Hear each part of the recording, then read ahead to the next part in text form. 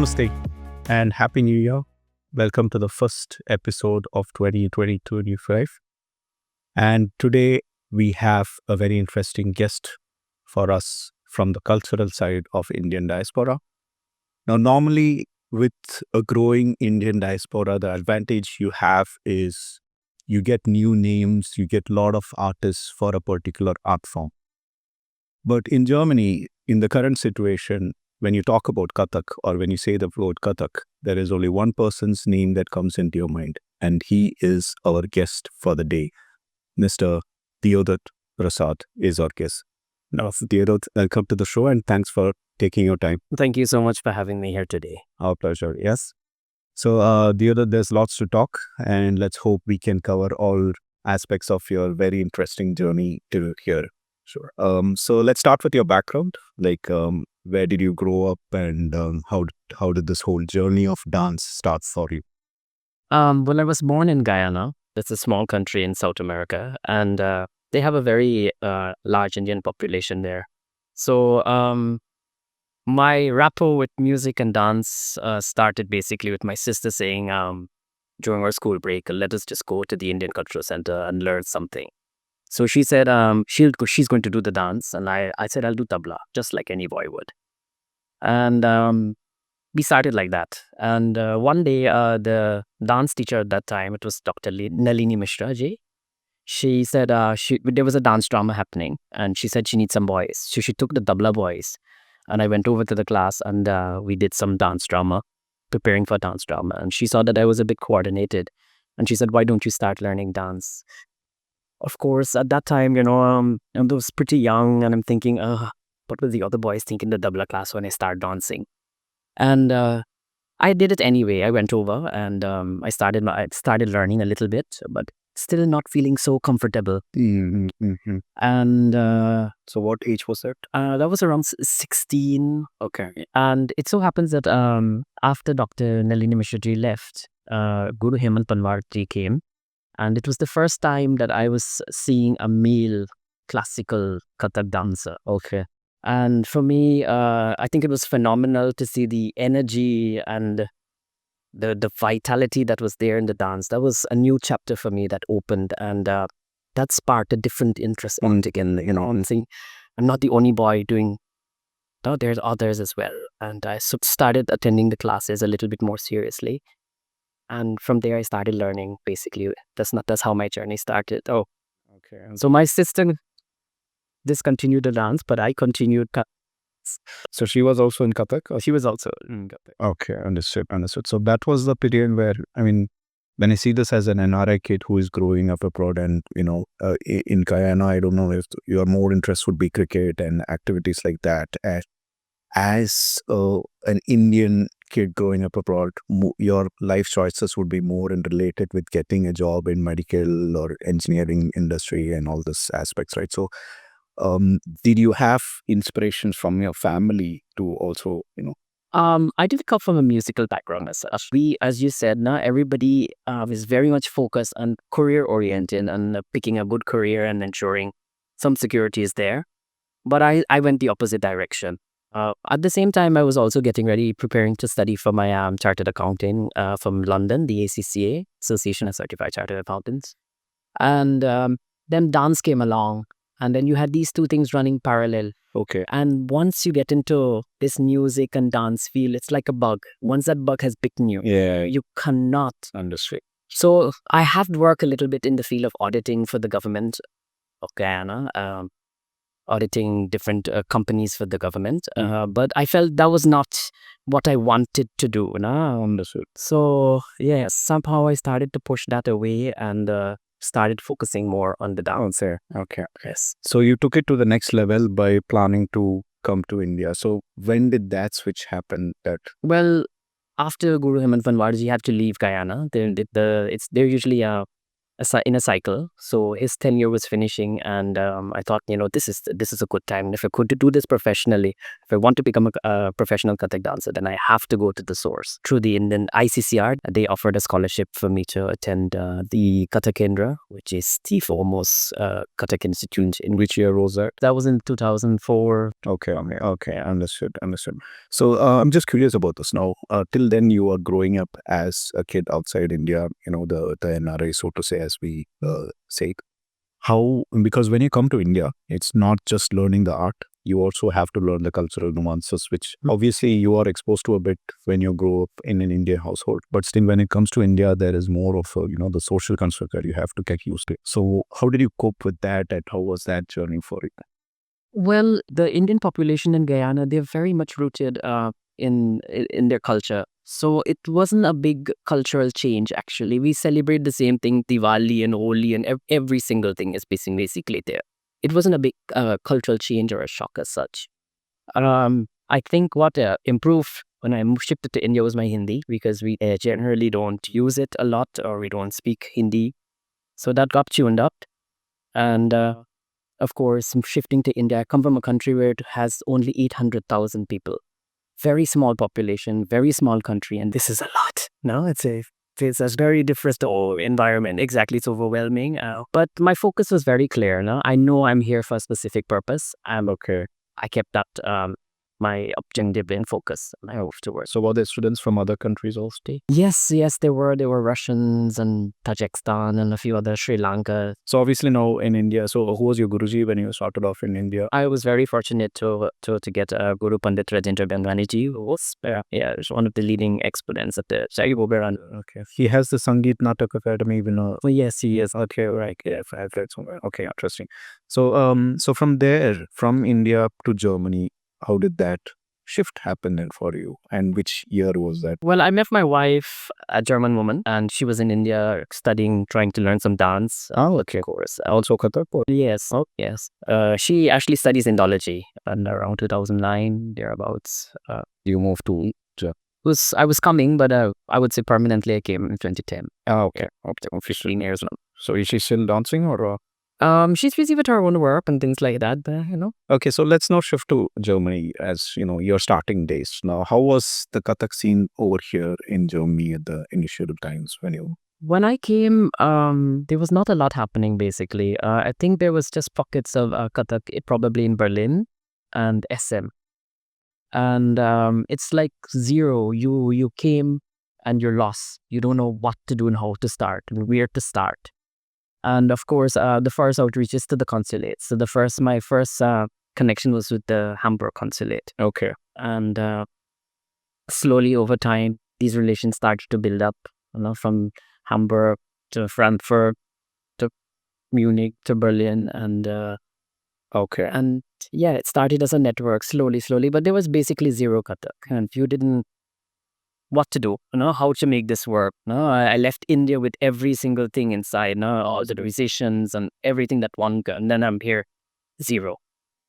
But that was not a deterrent. I just, I'm very focused on what I'm doing, and I just continue doing my work. I try to organize performances for myself just to slowly bring the thing, so to make myself known. So were you based in Hamburg initially? No, I moved directly to Göttingen, and I'm still in Göttingen. Always in Göttingen. Okay, interesting. So so you talked about your initial struggles to in stages, so to say. Now, from your experience, you have performed in 3 regions itself. Now you've been in Asia, South America, Americas, and also now in Europe. So how do you see the audience evolving towards this art form? Because, for a Western audience, this is just every classical dance has this exotic vibe that they have. But how did you see, how easy or difficult was it for you to communicate your art to the Western? For a foreign audience, my general perception is that the European audience, they love Indian classical music and classical dance. And whenever a concert is there, generally the hall is filled with Europeans. They enjoy. So that connection was not a very difficult thing to do. Kathak in itself is very catchy. Yeah. Right? We have two different sides of the coin, where we have the expressive and we have this entire technical side. And generally, when I know I have a foreign audience, I tend to cover no, yes, I do. That is the thing that grabs the audience immediately. If I have an audience that I know that is sitting in a nice theater, then I can do the abhinaya, the expressional things, and explain those things to them nicely. So for me, it was always trying to find that flashy thing that catch the audience, to make generally awareness, to let them know that this is there. Okay. Understood. And I mean, South America as well. The people have a big interest in music and dance as well. No, it's unbelievable that they're not brought up. They don't know much about it, but how they're connected to it. No, I see such a deep interest in trying to learn or want to know more about an Indian classical art, and that in itself is actually amazing. Suppose in India, particularly when it comes to Abhinaya, the storytelling aspect of this, did you have to push yourself out of a particular shell because your experience in Guyana was different, and in India it's more, detailed? Generally, if I'm honest, boys, male dancers, they don't like to do the expressional things. That doesn't come easy. It takes years to refine, to get into that hook. Something that for a woman probably comes easier. So you find many male dancers, they will concentrate on the technique, right? But with age, that becomes no longer, yes, yeah, I can stand on the stage and it's okay. So coming out of the shell, of course, when you're young, you're always a little bit hesitant, no? Should I do this? Look, yeah, switching. What do people think? How should I approach this? You have a lot of thoughts when you're younger, but as you grow, you evolve and you realize, I'm just going to do my thing, and I'm very good to enjoy it. Okay. So from your guru, I understand, so you must have learned the Jaipuri. Yes, Jaipur Kathak. And you have Lucknow Gharana, and I've heard there is also Banaras. There's an Rajgarh. Yes. Very good. Okay. So when you learn this, do you also learn the different other Gharana styles also, or? The Jaipur Gharana in itself is a tradition, and we generally learn one tradition. It is possible that your guru could have learned both, and if you do fall under a guru like that, then you'll end up learning a mixture of both the Jaipur and Lucknow. But there are gurus that exist today that follow strictly one Gharana, and I'm so happy or so fortunate that I followed the Jaipur Gharana. Understood. Okay, interesting. So let's come to this particular point that you just told before about there is a difference in the way a male would understand or express himself compared to a female. Now, normally for an Indian classical art, you have this kind of small stereotype that this is more of a feminine art form when it comes to a classical dance. Now, but when you look at Kathak, over its evolution, most of its big contributors were male dancers. Definitely. Starting even from Nawab Walid Shah, then you had Birju Maharaj and Shambhu Maharaj and Chitresh Das ji and all the stalwarts were. So Kathak is kind of breaking that ice, I would say. So how do you see this whole debate or this discussion that this is more of a feminine art, a classical dance? So how have you experienced it? This perception that classical dance is, it's a little bit feminine for male dancers. I think that this idea or this concept generally came from the Indian film industry. Now, anytime if you think about it logically, if you think about a male dancer teaching Kathak or classical dance in a film, it is generally someone who is a little bit effeminate. So that is the thing that the local people will connect to. They will think, okay, a male dancer will be a little bit, but that is not the case out there. Understood. No, that is not the case at all. I understand. In fact, I've read this that when Nawab Walid Shah used to perform, he used to not just impersonate but also inculcate inside him that he is both Krishna and Radha, and perform. Of course, no, you do that on stage. You become everything. You become Radha. You become Krishna. You can become a tree. You can become any single thing. You are the blank canvas, and you paint everything on the stage as a single character. So let's come to the art itself and its evolution over time. Now, we have classical dancers from India evolving from temple art to, a stage art. And this moves from a long format to even shorter formats to make sure that this is more digestible for people. Now we have this age where technology has a big influence. Now you have online performance, you have even it's reduced to 1 minute reels and shorts, as you say, and also online teaching. And this whole influence of technology is there in every art. So how is Kathak coping up with this, and how do you see this as a performer? Technology at the whole is something advantageous. How is Kathak coping up? If you had asked me before pre-corona time if I can teach online or how to teach Kathak online, I would probably say this is not possible. But when that time came and everything was down, there was no way to get to a studio or get to a theater or to meet the students. It was my students who said, let us try something online. And I'm thinking, I don't know how I'm going to do this. They are the ones that actually showed me the way how to teach online. And today I find it works as an excellent tool, teaching online, to connect. We're connecting basically from people all over the world. And if you're careful about the way you're teaching online, it can actually work. So to answer that question, on the online perspective, yes, it works. It is very advantageous. It brings the world even closer, and you just have to take care when you teach online. I find myself being even more detailed in my explanation, that this hand will go here and you have to do this, when things that I was taking for granted when I stand in front of somebody. So it all depends on the person using that tool to teaching. Where it comes to the 1 minute reels, I see that is the general trend at the moment. You have to grow. One should always move with the trend, but I find that when I look at it, not a lot of people from my generation actually are doing that. It is maybe 10 years lower than me, that are into the whole reel making and, are very active on the social medias, which is also a good thing. Artists get to collaborate easily. You get to see the work of other people, or you can see the ideas that are out there, and that kind of brings things together. Okay. But also there's also a danger. 1 minute reels doesn't mean that oversimplifying the art form. Oh, somebody looks at, this is very simple, I can look up that. Let's look at how easy this looks here. Understood. And actually, it does not pose this nice either. Yeah, understood.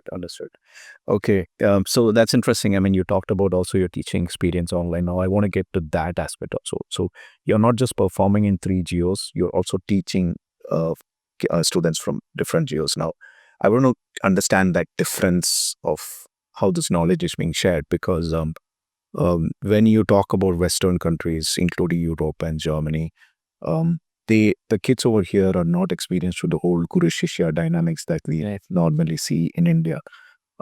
So, and also their style of receiving knowledge is a bit different from the way we receive in India.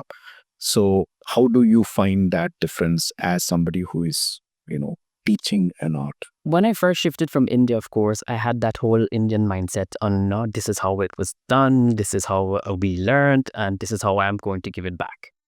But with time, you realize that you learn to make those changes or those adaptations to your teaching methods to connect to the people a little bit, or the students a little bit better over here. And I won't say that I've gotten softer, but I've gotten more sensitive, to the needs, to the situation, the needs of the student. But still, I'm trying my best or deep down inside, I am retaining that purity that I got from India. I don't move here or there. Okay, so it takes a while to get them into your grip, bring them in, introduce them, coming to the class, do your namaste. It starts off slow. You see in India, when they come to the class, they're already seeing other people doing the same. So okay. And they fall into the pattern of respecting the guru, respecting the class, and all of this. Here, they're completely lost, and they're totally dependent on you to tell them, this is what we do. This is how we respect the teacher. This is how we respect the class. This is how we respect the dance. Yeah, this is something that with experience, you learn how to adapt yourself to the situation that you're placed in. At the same time, you're still trying to hold on to, it should still be done like this.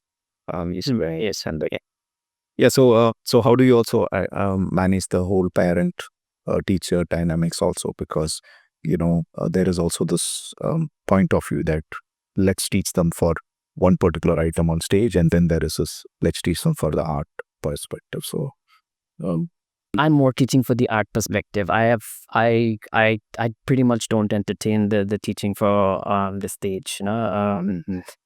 I teach just like when you're ready to go on a stage, you will go there. If you're not there, I will not put you up on a stage. A performance for a student who is not ready is it's mentally scarring. Even though it's very glamorous to stand on the stage, if you stand there and you don't do things properly, that will be the last time you'll actually stand on the stage. yeah. It will be like, oh my God, what have I done? So I do take care that they're at some level before they actually stand on the stage. Okay. But that's an incentive that they see and they want to work towards, Every girl likes the costumes and the music and the dreams of going on stage one day. So once that motivation is there, they generally work towards it. Okay. Understood. So, but if you're going to contact me, tell me I want to learn Kathak just because I want to perform 2-minute reel, I would just probably the wrong person to come to. So are you still teaching across these different geos like South America? I do South America. Okay. For that, I had to learn Spanish. Oh, interesting. Okay.